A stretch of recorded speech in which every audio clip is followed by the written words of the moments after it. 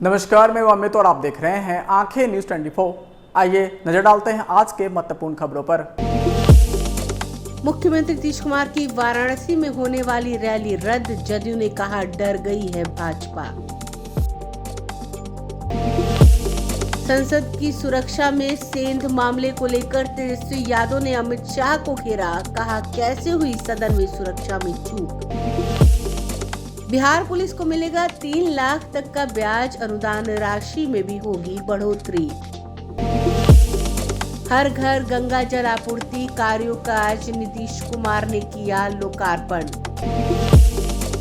और प्रशांत किशोर ने कहा जदयू को 5 सीटें भी नहीं होगी नसीब।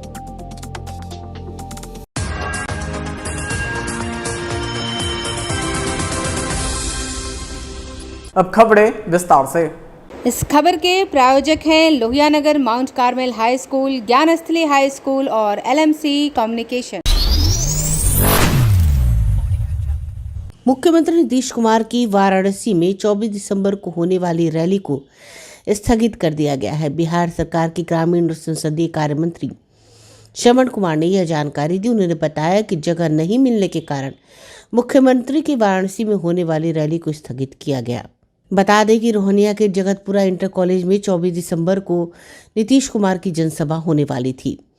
लोकसभा चुनाव 2024 से पहले पीएम मोदी के संसदीय क्षेत्र वाराणसी में होने वाले नीतीश कुमार की इस रैली को काफी अहम माना जा रहा था। जदयू ने नीतीश की रैली को लेकर काफी तैयारियां भी की थी। नीतीश कुमार की वाराणसी में होने वाली रैली को लेकर जमकर सियासत हो रही थी। बीजेपी लगातार नीतीश की वाराणसी रैली को लेकर हमला बोल रही थी। कुछ दिन पहले की बीजेपी विधायक नीरज कुमार बबलू ने नीतीश कुमार की बनारस में होने वाली रैली को लेकर हमला बोला था। वहीं जदयू की राष्ट्रीय कार्यकारिणी की बैठक 29 दिसंबर को नई दिल्ली में होगी। इस बैठक में मुख्यमंत्री नीतीश कुमार के अलावा पार्टी के तमाम वरिष्ठ नेता और राष्ट्रीय कार्यकारिणी के सदस्यगण मौजूद रहेंगे। बैठक में मुख्य रूप से 2024 लोकसभा चुनाव, वर्तमान राजनीतिक हालात और बिहार सरकार द्वारा कराए गए जातीय गणना और आरक्षण का दायरा बढ़ाने आदि विषयों पर विस्तार से चर्चा की जाएगी। वाराणसी में मुख्यमंत्री नीतीश कुमार की रैली रद्द होने पर अल्पसंख्यक कल्याण मंत्री जमा खान ने आज पटना में संवाददाताओं से बातचीत करते हुए कहा कि भाजपा इस रैली से डर गई है। हम लोगों की पूरी व्यवस्था कर ली गई थी। वहां के जनता के उत्साह से भाजपा डर गई है, इसी कारण से इस रैली को रद्द किया जा रहा है। ब्यूरो रिपोर्ट, आंखें न्यूज 24। पार्टी के लोग डर गए हैं। जो आप जानते हैं कि रैली का सारा प्रोग्राम नीचे की हो गया था, जनता का उत्साह था। कई जनपद से लोग आने की संभावनाएं बन चुकी थी। कई जिला के लोग उत्साहित थे, लेकिन 20 साल का है नीचे नेता है उनका एक षड्यंत्र था। वहाँ पर रोक दिया गया जहाँ पे जहाँ हम लोग का प्रोग्राम था। जिस स्कूल में जगतपुर इंटर कॉलेज के कैंपस में प्रोग्राम था, वहाँ का प्रिंसिपल हाथ उठा दिया कि हम बुलडोजर नहीं चलवाना चाहते हैं। सब लोग डर गया था। हमारे नेता का जो उत्साह लोगों को देखने का, बात सुनने का बनारस के अंदर था। बनारस के अगल बगल कई जनपद है जहाँ के लोगों के आने की संभावनाएं बनी थी। लगभग 5 लाख जनता आ रही थी। उनको अंदेशा हो चुका था, वो लोग डर गए थे। और जो प्राइम मिनिस्टर साहब हैं, जो वहाँ के सांसद हैं, उन्होंने वहाँ पे उस स्कूल में प्रेशर करा दिया। जो वहाँ के प्रिंसिपल थे वो हाथ उठा दिए कि यहाँ प्रोग्राम में नहीं करा सकता। अगर प्रोग्राम कराऊंगा तो मेरे यहाँ बुलडोजर आ जाएगा। डर अच्छा लगता है। प्रधानमंत्री को भी डर हो गया क्या? एकदम डर था। तभी तो सारा व्यवस्था अरेंजमेंट हम लोग कर लिए थे। हम लोग जा भी रहे थे। मैं तो बनारस से पहुँच चुका था। जो प्रभारी मंत्री थे बनारस से मौजूद थे। कई जिलों से अगल बगल मिर्जापुर, सोनभद्र, जौनपुर, वहाँ के नौजवान जनता में उत्साह था। उस उत्साह को देखकर उनको रिपोर्ट मिल चुका था। उन्होंने प्रेशर कराकर उसको कैंसिल कराया है। इसका जवाब जनता 24 में जरूर डर गया है। वो लोग किससे डर गया? कितने तारीख को था? 24 तारीख को था। कैंसिल कराया। जो लोग डर गया था, वहाँ पे जहाँ प्रोग्राम मेरा 5 दिन पहले ही प्रोग्राम क्लियर हो चुका था, उस प्रोग्राम को कैंसिल कराया है। दबाव बना। कैंसिल कराने में क्या आप लोगों को बताया गया? डीएम ने क्या स्पष्टीकरण दिया? क्यों कैंसिल कर रहे हैं वो? उन्होंने कुछ नहीं बताया। जो वहाँ के प्रबंधक थे, जहाँ मेरा प्रोग्राम था, उन्होंने साफ कहा कि मैं बुलडोजर नहीं चलवाना चाहता। जिसका वहाँ प्रेशर था, वो लोग प्रोग्राम नहीं कराना चाहता था, वो लोग डर गया था नेता के कारणों को देखकर। नेता के प्रति जो लोगों का जज्बा उत्साह था उसको देख कर वो लोग डर गए थे। आने वाले दिनों में मैं यही कहूँगा कि जनता उनको जरूर जवाब देगी, प्रोग्राम तो होगा ही। 5000 भी भीड़ जुटने वाली नहीं थी। प्रोग्राम करेंगे, प्रोग्राम तो होगा ही, प्रोग्राम तो नहीं रोक सकता है। ठीक है, इन्होंने इस बार प्रोग्राम बड़ा रोक दिया, लेकिन अगली तक हम लोग बहुत जल्द को प्रोग्राम कराते हैं, हम लोग कराएंगे। लेकिन लोगों के अंदर प्यार जज्बा सम्राट चौधरी हर प्रदेश के लोग चाहते हैं मेरे यहाँ है, ये प्रोग्राम हम कर रहे थे। सम्राट चौधरी कह रहे 5000 भीड़ भी नहीं जुटा वो तो पाती। अपने मुंह से कुछ भी कर सकते हैं, वो तो हमेशा कुछ लगू रहे हैं कहीं सिर साथ, तो कुछ भी कर सकते हैं ना, आप जानते ही हैं। जब मेरे साथ थे तो मेरी बड़ाई करते थे, आज मेरे साथ नहीं तो कुछ भी वो कर सकते हैं। पटना में गिरिराज सिंह का जदयू पर हमला। उन्होंने कहा कि जदयू लगा रही है झूठा आरोप। दरअसल बनारस में जदयू की रैली रद्द होने के बाद गिरिराज सिंह का एक बड़ा बयान आया है। इस पर जदयू का कहना था कि यह भाजपा की साजिश है।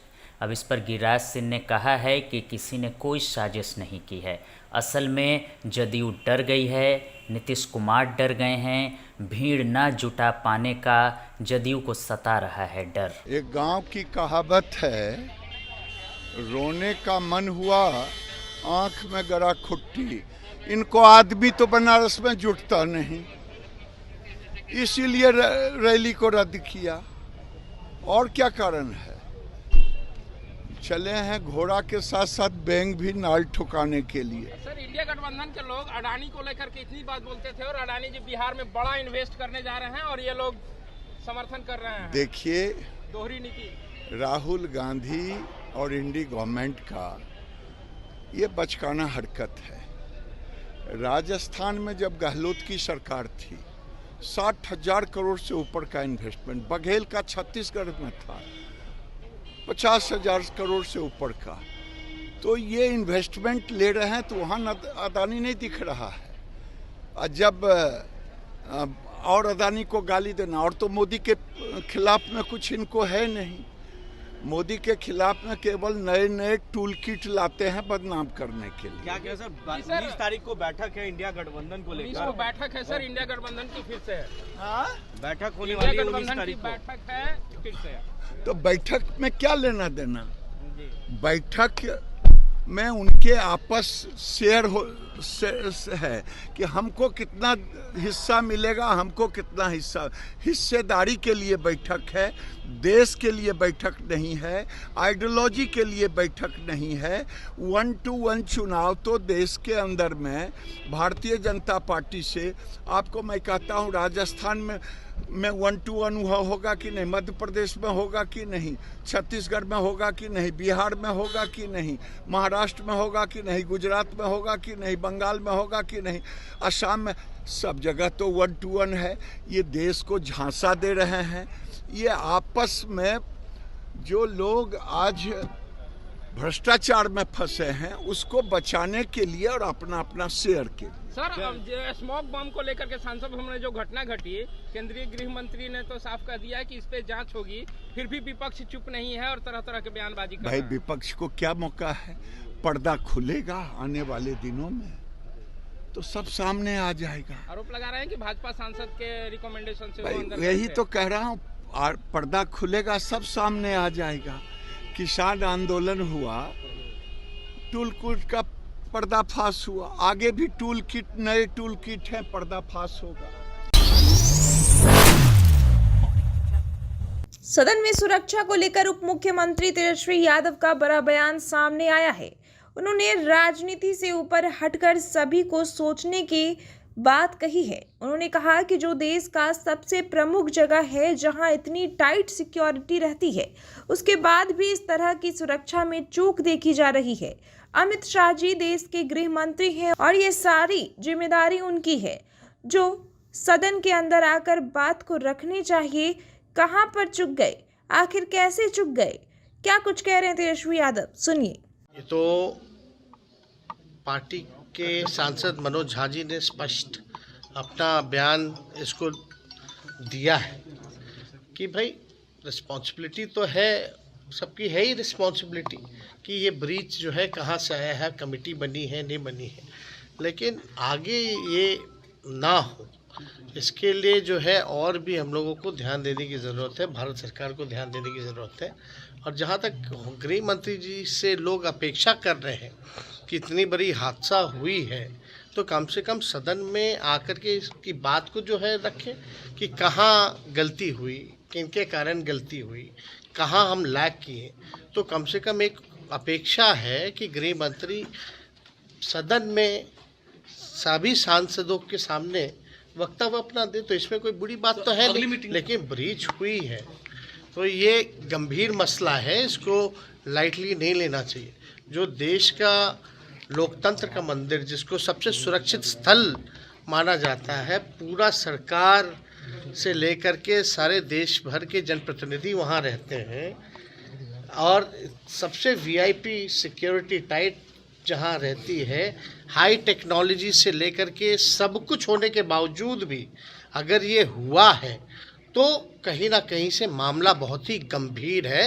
और इस गंभीरता को लोगों को राजनीति को अलग रख करके इस गंभीर विषय पर जो है लोगों को ध्यान देना चाहिए कि इतने बड़े मुल्क में इतनी टाइट सिक्योरिटी होने के बाद भी वहाँ ये किस हिसाब से ये लापरवाही हुई।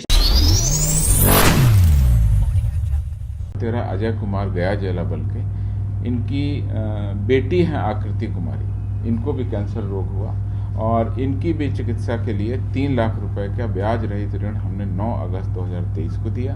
पुलिस सब इंस्पेक्टर हैं विनय कुमार, मोतिहारी जिला बल के, इनको किडनी ट्रांसप्लांटेशन के लिए भी हमने 3 लाख रुपए का ब्याज रहित ऋण दिया गया। घायल पुलिसकर्मी को कई बार इलाज में लंबा रहना पड़ता है और उस लंबे इलाज के दौरान काफी खर्च हो जाता है।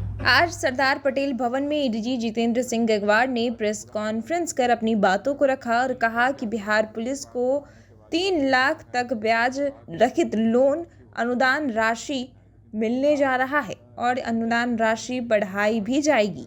वहीं बिहार पुलिस अपने कर्मियों की सहायता के लिए लगातार काम कर रही है।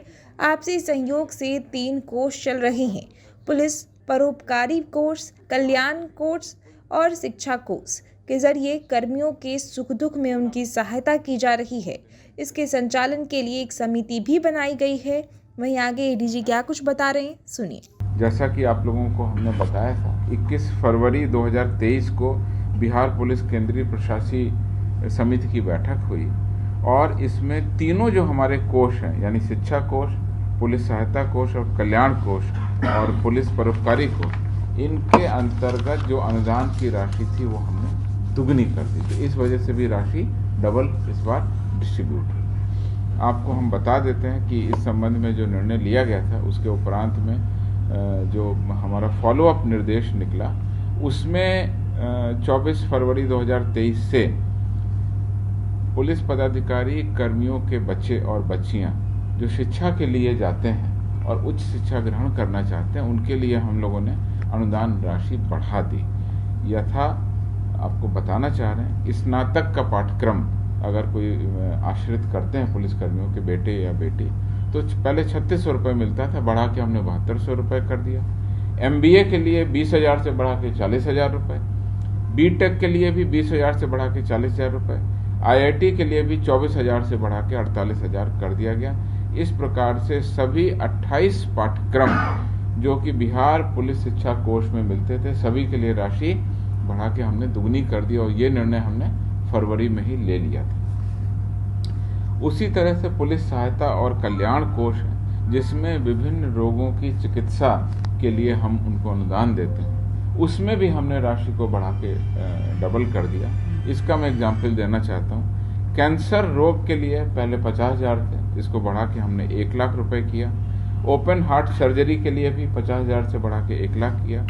किडनी ट्रांसप्लांटेशन के लिए भी 50,000 से बढ़ा के 1 लाख किया और ब्रेन ऑपरेशन के लिए भी बढ़ा के 50,000 से 1 लाख रुपए कर दिया। तो गंभीर रोगों में और सभी प्रकार के अन्य रोगों में कुल 43 रोग हमने इसमें चिन्हित किए हैं। सभी 43 रोगों की चिकित्सा के लिए अनुदान राशि को हमने डबल कर दिया। तीसरा जो इससे फॉलोअप निर्णय था वो ये था कि मृतक पुलिस पदाधिकारी और कर्मियों के आश्रित को मिलने वाली 12,000 रुपये की जो वार्षिक अनुदान राशि है, किसी की डेथ हो जाए तो लगातार हम लोग देते हैं, तो वो बढ़ा के हमने 24,000 रुपये कर दिया। इसको भी हमने डबल कर दिया। तो कुल मिला के जो निर्णय हुआ पूरे साल में राशि को दोगुना करने का, और दूसरा कि जो भी एप्लीकेशन आते थे उनको तत्काल हम लोगों ने निर्णय लिया। इसके कारण से 2,40,00,000 से अधिक इस बार हम लोगों ने राशि का डिस्ट्रीब्यूशन किया।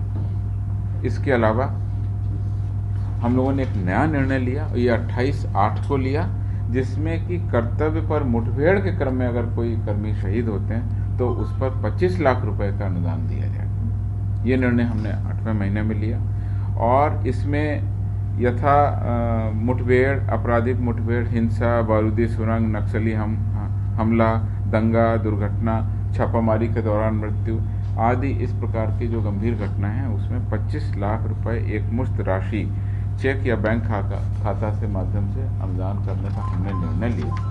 और इस विशेष प्रावधान के तहत पहली बार बिहार पुलिस में ये फायदा सिपाही से लेकर IPS पदाधिकारियों तक को देने का निर्णय लिया।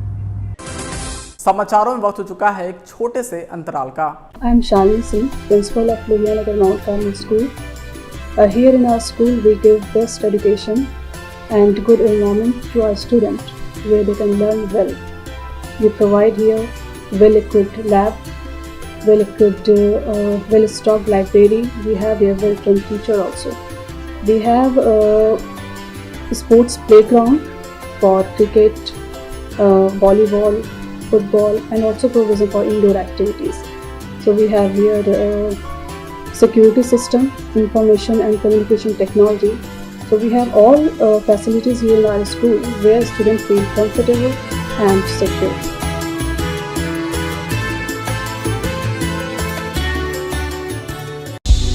क्या आप पत्रकारिता के क्षेत्र में अपना कैरियर बनाना चाहते हैं? तो आज ही Royal Ashoka Institute of Mass Communication and Journalism में अपनी जगह सुनिश्चित करें। आर्यभट्ट ज्ञान विश्वविद्यालय पटना से मान्यता प्राप्त 100% प्लेसमेंट के साथ royal Ashoka Institute of Mass Communication and journalism नामांकन जारी है।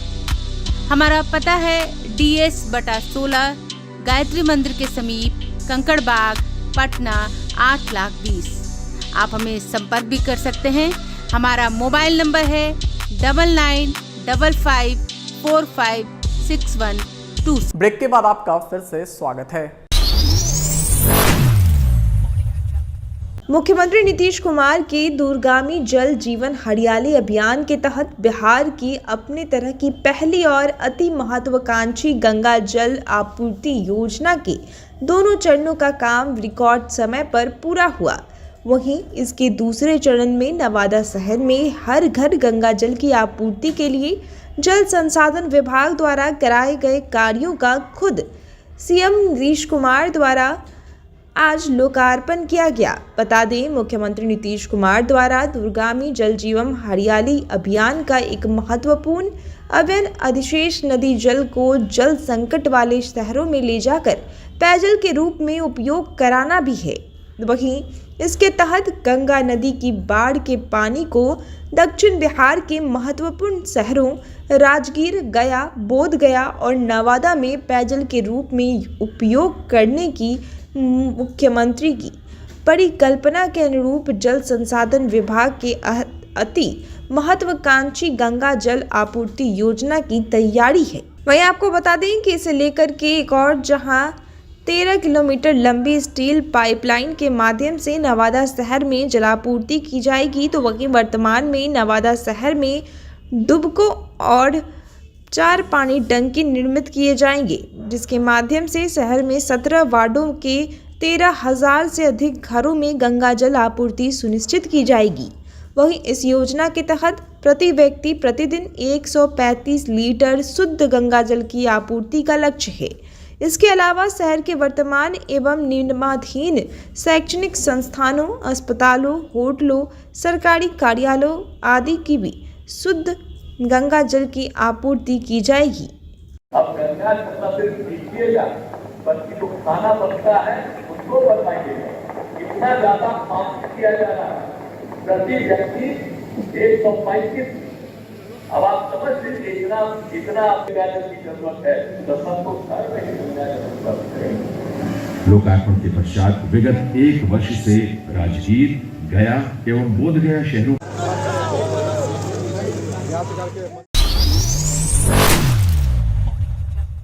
जनसुराज के सूत्रधार प्रशांत किशोर ने नीतीश कुमार और उनकी पार्टी के राजनीतिक भविष्य को लेकर बड़ा बयान दिया। प्रशांत किशोर ने कहा, नीतीश कुमार को ये समझना या आकलन करने की क्षमता ही नहीं है कि अगर आप महागठबंधन के साथ गए हैं और चुनाव हार गए हैं तो आपकी पार्टी ही नहीं बचेगी, तो गठबंधन करिएगा किसके साथ। स्थिति ये हो जाएगी कि लोकसभा चुनाव 2024 में बुरी तरह से हारेंगे और जदयू पार्टी खत्म।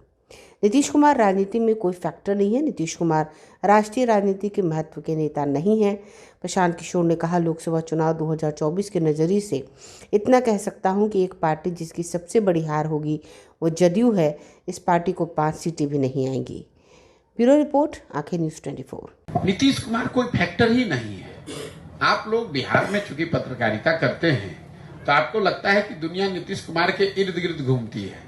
भाई, नीतीश कुमार राष्ट्रीय राजनीति में कोई महत्व का नेता नहीं है। 24 के नजरिए से इतना कह सकता हूं कि एक दल जो सबसे बड़ी हार जिसको होगी वो है जदयू, उसको 5 सीट नहीं आएगा।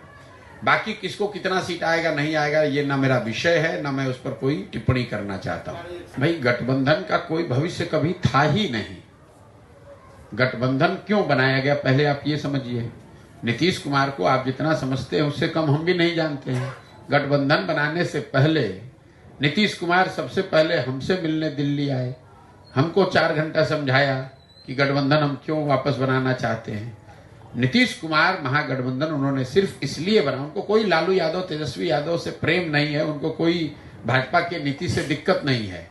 ये नीतीश कुमार के मन में ये डर था कि 24 में अगर हम इस गठबंधन में बने रहे भाजपा के साथ, 24 में लोकसभा जीतने के बाद भाजपा वाले हमको हटा देंगे, क्योंकि दल तो भाजपा का बड़ा था बिहार में।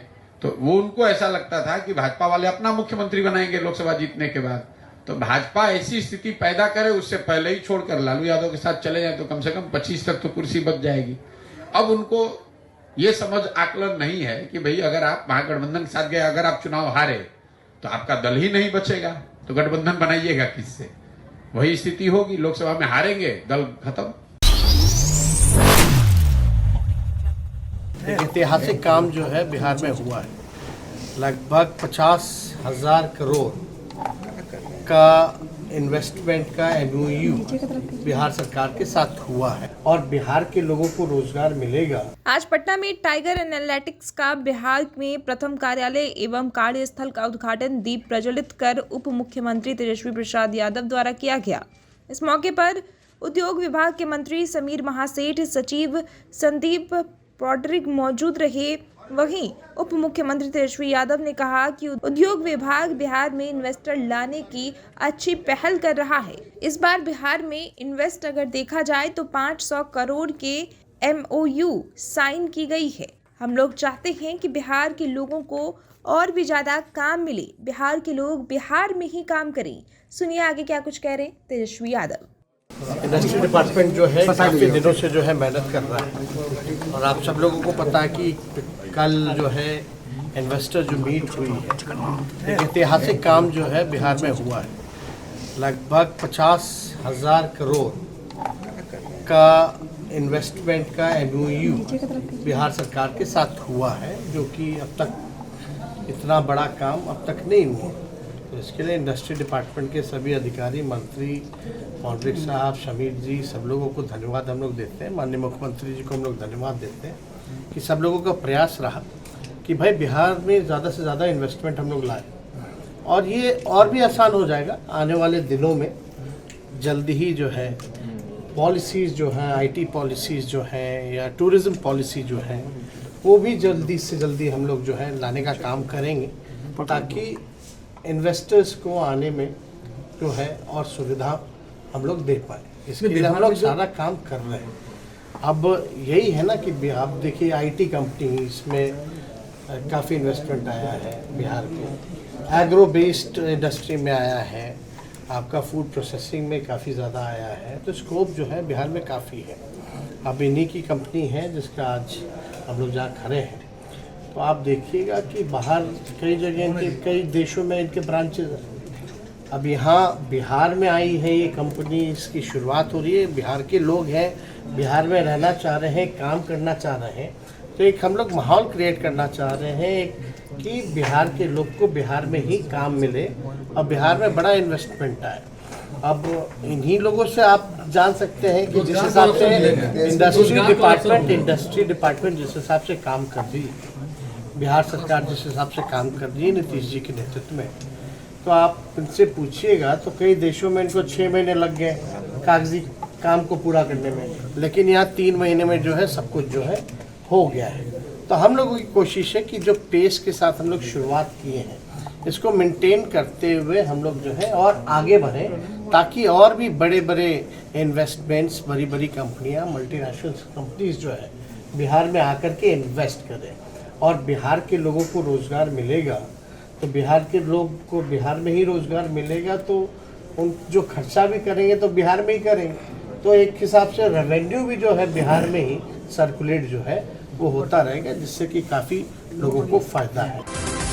आज के लिए बस इतना ही। ताज़ा तरीन खबरों के लिए देखते रहें आंखें न्यूज़ 24, नज़र हर खबर पर। अगर आपने अभी तक हमारे चैनल को लाइक, सब्सक्राइब, शेयर नहीं किया है तो जल्द से जल्द हमारे चैनल को लाइक करें, सब्सक्राइब करें और बेल आइकन को दबाना ना भूलें। नमस्कार। इस खबर के प्रायोजक हैं Lohianagar mount Carmel High School, Gyansthali High School और LMC कम्युनिकेशन। अगर आप भी अपने दुकान, प्रतिष्ठान, school, college, coaching centre, restaurant, cafe का विज्ञापन देना चाहते हैं, वो भी किफ़ायती दर पर, तो आंखें न्यूज़ 24 लेकर आया है आपके लिए एक सुनहरा मौका। आंखें न्यूज़ 24 न्यूज़ पोर्टल की दुनिया में बिहार का सबसे उभरता हुआ चैनल, जहां बिहार झारखंड से जुड़े तमाम बड़ी खबरें देखने को मिलती है। तो देर किस बात की, आज भी जुड़े आंखें न्यूज़ 24 के साथ। संपर्क करें हमारे व्हाट्सएप नंबर 8935876430 पर। क्या आप पत्रकारिता के क्षेत्र में अपना कैरियर बनाना चाहते हैं? तो आज ही Royal Ashoka Institute of Mass Communication and Journalism में अपनी जगह सुनिश्चित करें। आर्यभट्ट ज्ञान विश्वविद्यालय पटना से मान्यता प्राप्त 100% प्लेसमेंट के साथ royal Ashoka Institute of Mass Communication and journalism नामांकन जारी है। हमारा पता है DS/16 गायत्री मंदिर के समीप, कंकड़ बाग, पटना 8,20,000। आप हमें संपर्क भी कर सकते हैं। हमारा मोबाइल नंबर है 9955456126।